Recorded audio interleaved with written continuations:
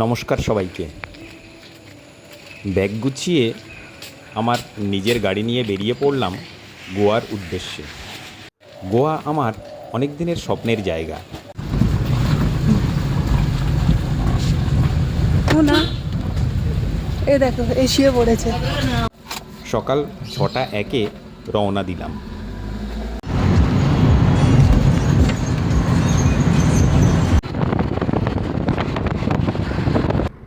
সোনারপুর থেকে আরব সাগরের তীরে গোয়ার দূরত্ব 2300 কিলোমিটার মতো। আমার এই ভিডিওতে থাকছে গোয়া যেতে কতদিন সময় লাগলো, কতগুলো টোল পেরুতে হলো, কত টোল ট্যাক্স দিতে হলো, নাকা চেকিং এবং আরও অন্যান্য সমস্ত তথ্য এই ভিডিওতে পেয়ে যাবেন।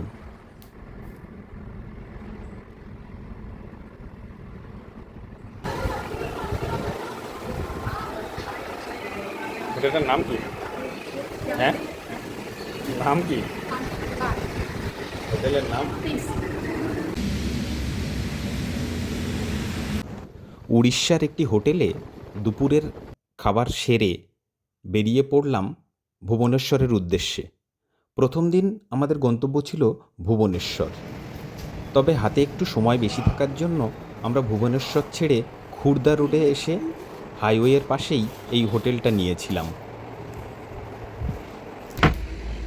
হোটেলটা একদম হাইওয়ের কাছেই, আর হোটেলটা এক রাতের জন্য নিয়েছিল 1500 টাকা। হোটেলের নাম সম্রাট। দ্বিতীয় দিন সকালে উড়িষ্যার একটি পাম্প থেকে ফুল ট্যাঙ্ক করে নিলাম। এখানে তেলের দাম কিছুটা কম, 100 টাকা লিটার।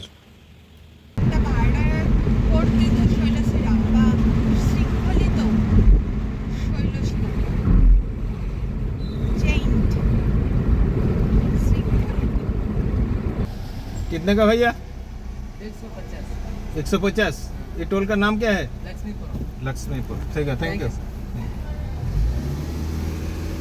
উড়িষ্যা ছেড়ে অন্ধ্রপ্রদেশে ঢুকে গেছি। সেরে নিচ্ছি দুপুরের খাবার।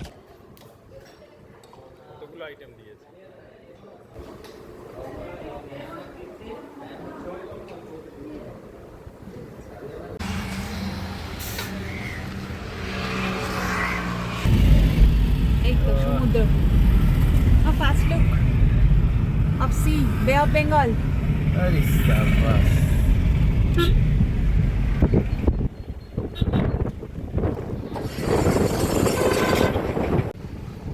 একটু আগেই এসে পৌঁছেছি। এটা হলো আরকে বিচের সমুদ্র। সমুদ্রের জল একেবারে নীল, আর এদিকে সমুদ্রের তটেও প্রচুর মানুষ নেমেছে। সাবমেরিনের ধার দিয়ে যাচ্ছি। সাবমেরিন দেখার জন্য সবাই টিকিট কেটে লাইনে দাঁড়িয়ে আছে।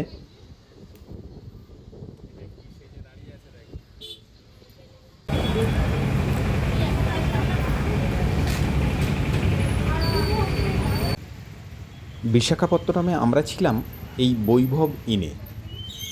এখানে এই হোটেলের ফোন নাম্বার দেওয়া আছে। হোটেলের নিচেই গাড়ি পার্কিংয়ের জায়গা আছে। এখানে রুম নিয়েছিল 1300 টাকা। আজকে আমাদের দ্বিতীয় নাইট স্টে ভাইজ্যাকে। হোটেলটা কিন্তু বেশ ভালোই ছিল, লিফটও ছিল। পরের দিন সকালবেলা অন্ধ্রপ্রদেশের একটি পাম্প থেকে আবার গাড়িটা ফুল ট্যাঙ্ক করে নিলাম। এখানে তেলের দাম একটু বেশি, 108 টাকা। এদের এখানে কিছু একটা লোকাল ফেস্টিভ্যাল ছিল। বেশিরভাগ জনকেই দেখছিলাম লাল ড্রেস পরে আর খালি পায়ে। সবার গন্তব্য একই দিকে।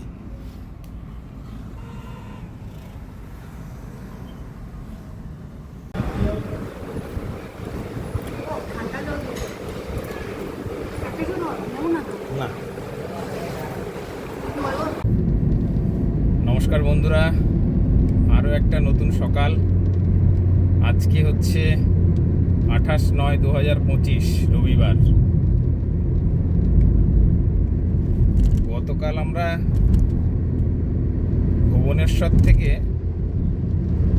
বিশাখাপত্তনম এসেছি ভাইজ্যাকে ওই 3টে 3:30 নাগাদ পৌঁছে গেছিলাম বিকালবেলা। তো প্রথমে এসে আরকে বিচ ওটা দেখলাম, আর তার আশেপাশে যেগুলো ছিল সেগুলোও দেখলাম। ভাইজ্যাক আগেও একবার এসেছি। তো যাই হোক, আজকে বিশাখাপত্তনম বা ভাইজ্যাক থেকে রওনা দিয়েছি সেকেন্দ্রাবাদের উদ্দেশ্যে। সকাল 8টার দিকে রওনা দিয়েছি।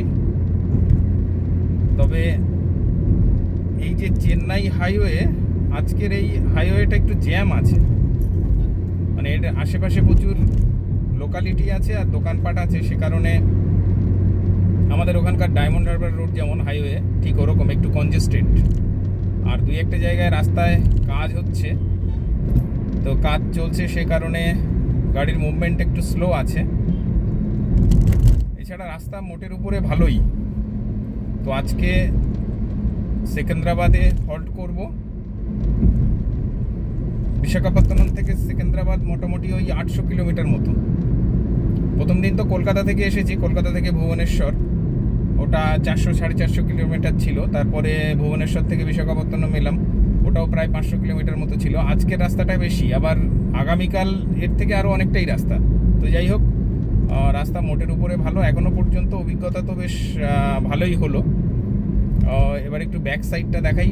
সৌন্দর্য দারুণ, মানে রাস্তায় এত সুন্দর সময় কেটে যায় যে বোঝাই যাবে না যে কখন সময়টা কেটে গেল। চারিদিকে পাহাড়, গাছপালা আর হাইওয়ে এখন সব মিলিয়ে খুব সুন্দর করেছে হাইওয়েগুলো। দাঁড়া, গোদাবরী ওরা খুব স্যাক্রেট ভাবে, হ্যাঁ, ওদের কাছে গোদাবরী খুব স্যাক্রেট রিভার। গোদাবরী ক্রস করছি। দক্ষিণ ভারতের এক বিরাট নদী, এখানকার মানুষের কাছে গঙ্গা নামেই পরিচিত। আমাদের গঙ্গা যেমন পবিত্র, গোদাবরীও এখানকার মানুষের কাছে খুব পবিত্র নদী। গোদাবরীর দুপাশে প্রচুর কাশফুল দেখা যাচ্ছে। তেলেঙ্গানার একটি মহিলা পরিচালিত হোটেলে সেরে নিলাম দুপুরের খাবার।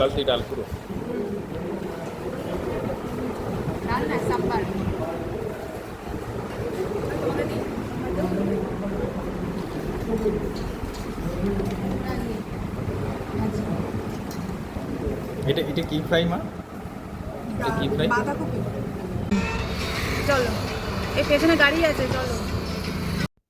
Way to Hyderabad. এখানে এসে কলকাতা চেন্নাই হাইওয়ে ছাড়লাম। এবার হায়দ্রাবাদের দিকে রওনা দিলাম।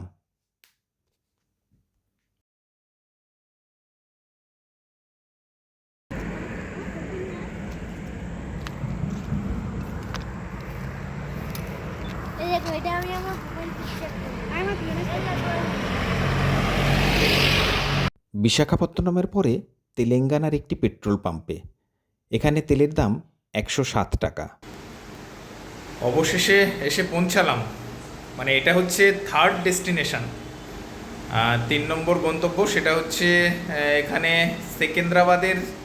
সেকেন্দ্রাবাদ স্টেশনের বেশ কিছুটা আগে একটা হোটেল পেয়েছি। সারাদিনে একেবারে প্রচণ্ড টায়ার্ড হয়ে গেছি, প্রায় 11 ঘন্টা মতো লেগেছে বিশাখাপত্তনম থেকে এই সেকেন্দ্রাবাদ আসতে। হ্যাঁ, রাস্তায় তো বেশ কয়েক জায়গায় দাঁড়িয়েওছি খাওয়ার জন্য, এমনি অনেক সময় রেস্ট নেওয়ার জন্যও দাঁড়িয়েছি। তো এখানে এসে এই রুমটা পেয়েছি। মোটামুটি মোটের উপরে বেশ ভালোই, আমার তো খুব ভালো লেগেছে। নিচে গাড়ি পার্কিংয়ের জায়গা আছে। Take the next right onto Chandriya Gutta flyover, Inner Ring Road.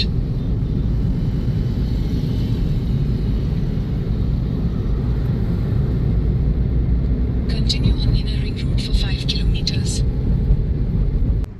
আজকে হলো চতুর্থ দিনের সকাল। আজকে সকালে হায়দ্রাবাদ থেকে হায়দ্রাবাদ মুম্বাই হাইওয়ে দিয়ে রওনা দিয়েছি কর্ণাটকের দিকে। রাস্তা কিন্তু অত্যন্ত সুন্দর রাস্তা।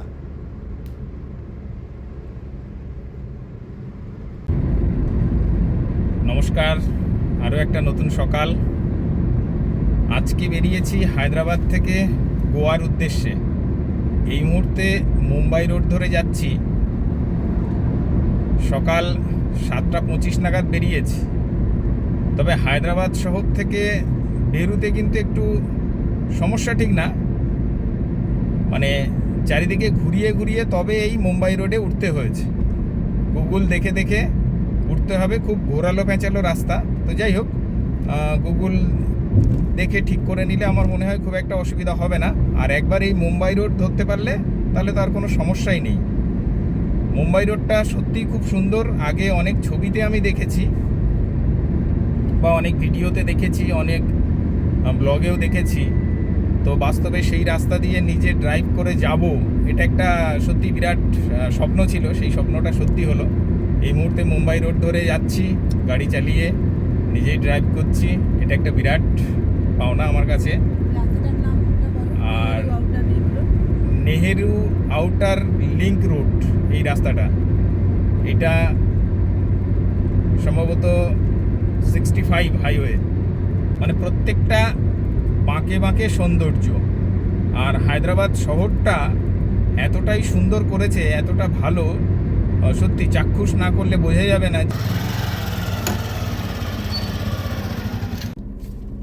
আমরা তেলেঙ্গানা ছেড়ে কর্ণাটকে পড়েছি এবার। এটা কর্ণাটক স্টেট, কর্ণাটকের একটা পেট্রোল পাম্পে আছি এখন।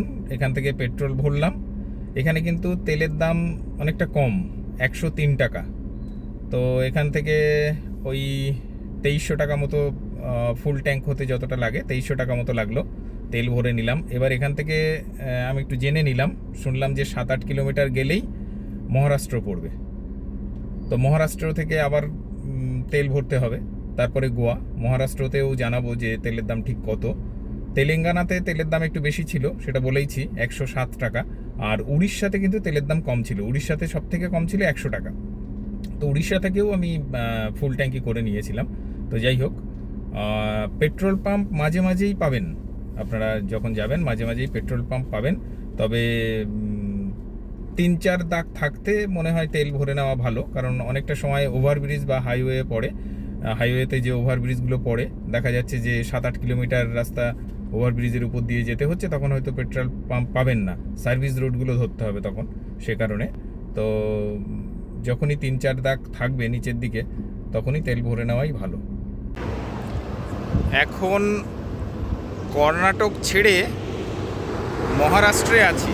মহারাষ্ট্রে রাস্তার পাশে একটা গাছের ছায়ায় একটু দাঁড়িয়েছি। আজকে গোয়া পৌঁছানোর কথা ছিল, কিন্তু গোয়া পৌঁছাতে গেলে অনেকটা রাত হয়ে যাবে। সে কারণে সিদ্ধান্ত নিলাম যে মহারাষ্ট্রের যে পশ্চিমঘাট পর্বতমালা, সেখানে কয়েকটা ঝর্ণা আছে, ঝর্ণাগুলো দেখব। ঝর্ণাগুলো দেখে কালকে গোয়া পৌঁছাবো। তো এই রাস্তার পাশে গাড়িটাকে একটু রেস্ট দিচ্ছি, ইঞ্জিনের বোনেটটা খুলে দিয়েছি, একটু ঠান্ডা হচ্ছে। এখনও 450 কিলোমিটার মতো যেতে হবে, তবে গোয়া পৌঁছানো যাবে। পুনে মুম্বাই রাস্তা ধরে যাচ্ছি সোলাপুরের দিকে। সোলাপুর ফোর্টটা দেখার ইচ্ছা আছে। মহারাষ্ট্রের কোলাপুরি থালি দিয়ে দুপুরের খাবার সেরে নিলাম। পশ্চিমঘাট পর্বতমালার ঠিক আগেই আঞ্জুরলি ইন, এই হোটেলটা আমরা পেয়েছিলাম 1500 টাকায়। এখনও পর্যন্ত সবথেকে ভালো হোটেল এটি।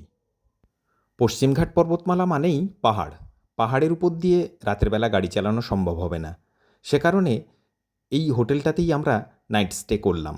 পরের দিন সকালবেলা এখান থেকে রওনা দেব, গোয়া পৌঁছাবো।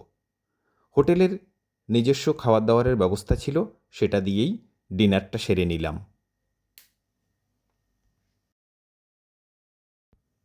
মহারাষ্ট্র থেকে রওনা দিলাম গোয়ার উদ্দেশ্যে। আজ 5ম দিন। মোট 32 থেকে 33টা টোল পেরোতে হয়েছে। টোল দিতে হয়েছে আনুমানিক 3300 টাকা মতো। এটা যদি আপ ডাউন ধরেন তাহলে কিন্তু 6500-7000 টাকা মতো টোল ট্যাক্স লাগবে। আর একটা টোল 45 টাকা থেকে 50 টাকা, 100 টাকা, 175 টাকা পর্যন্তও কিন্তু টোল দিতে হয়েছে।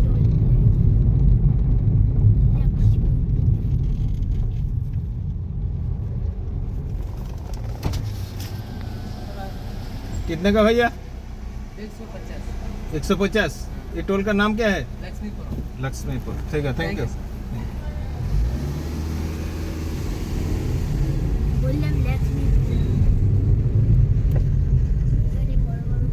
আপনাদের একটা তথ্য দিয়ে রাখি, আপনারা যদি রাজমার্গ যাত্রা অ্যাপের মাধ্যমে আপনাদের ফাস্ট্যাগ রিচার্জ করে থাকেন, সেক্ষেত্রে আপনারা এককালীন 3000 টাকা রিচার্জ করলে 200টা টোল আপনারা পেরোতে পারবেন 1 বছরের মধ্যে।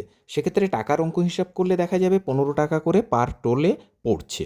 এই সুবিধাটা আমি নিতে পারিনি, কারণ আমি যখন জেনেছি তখন অলরেডি আমি গোয়া পৌঁছে গেছি এবং আমার ফাস্ট্যাগ রিচার্জও করে ফেলেছি। তো আপনারা এই সুবিধাটা নিতেই পারেন। নমস্কার, আরও একটা নতুন সকাল। আজকে মঙ্গলবার 30 তারিখ। কর্ণাটক থেকে রওনা দিয়েছি গোয়ার উদ্দেশ্যে। তো যেতে যেতে গুগল এমন একটা রাস্তায় ঢুকিয়ে দিয়েছে, রাস্তা তো প্রচণ্ড খারাপ বেশ কিছুটা, তারপরে আবার একটা হাইওয়েতে গিয়ে মিশেছে এটা। চারিদিকে একেবারে গ্রাম্য পরিবেশ, সবুজ, ধান বাগান, কাজু বাগান, এই সমস্ত কিছু রয়েছে। আর যেতে যেতে প্রচুর ময়ূরের ডাক শুনতে পাচ্ছি। গাছে প্রচুর ময়ূর আছে, ময়ূরের ডাক শোনা যাচ্ছে প্রচুর। পশ্চিমঘাট পর্বতমালার উপর দিয়ে এই প্রথম গাড়ি চালাচ্ছি, দারুণ অভিজ্ঞতা। সকালের দিকে একটু বৃষ্টি হয়ে গেছে, এখনও কুয়াশা কাটেনি, তবে পাহাড় তো, এই বৃষ্টি এই রোদ, এ এক অদ্ভুত ধরনের ওয়েদার।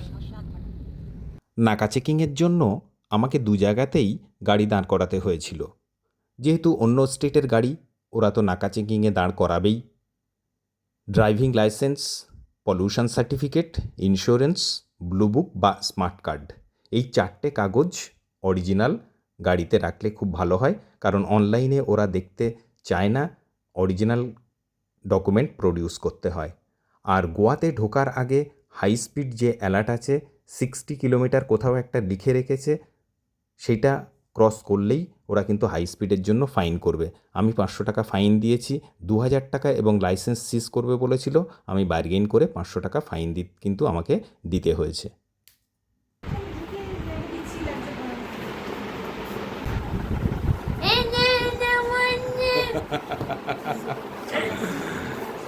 যাই হোক, অবশেষে গোয়া পৌঁছে গেছি। গোয়াতে যে হোটেলটা নিয়েছি সেটা আমরা 1400 টাকা করে পেয়েছিলাম। প্রত্যেকটা ডেস্টিনেশনে প্রত্যেকটা হোটেল খুব সুন্দর পেয়েছিলাম। আমরা কিন্তু কোনো জায়গাতে হোটেল বুকিং করে আসিনি, সিম্পলি গাড়িটা নিয়ে বেরিয়ে পড়েছিলাম। প্রত্যেকটা ডেস্টিনেশনে গেছি, হোটেল দেখেছি, পছন্দ হয়েছে, নিয়েছি। একটা জিনিস বলবো যে আপনাদের কারুর কিন্তু কোথাও হাইওয়ের পাশে প্রচুর হোটেল পেয়ে যাবেন, হোটেল পেতে কোনো অসুবিধা হবে না। রাতের গোয়া দারুণ এনজয় করছি একদম। আমরা ছিলাম গোয়ার বাগা বিচে, বাগা বিচের পাশেই একটি হোটেল পেয়েছিলাম। তো যাই হোক, সবাই ভালো থাকবেন। সবার সাথে আবার পরবর্তী কোনো না কোনো ভিডিওতে দেখা হবে। সবাইকে নমস্কার।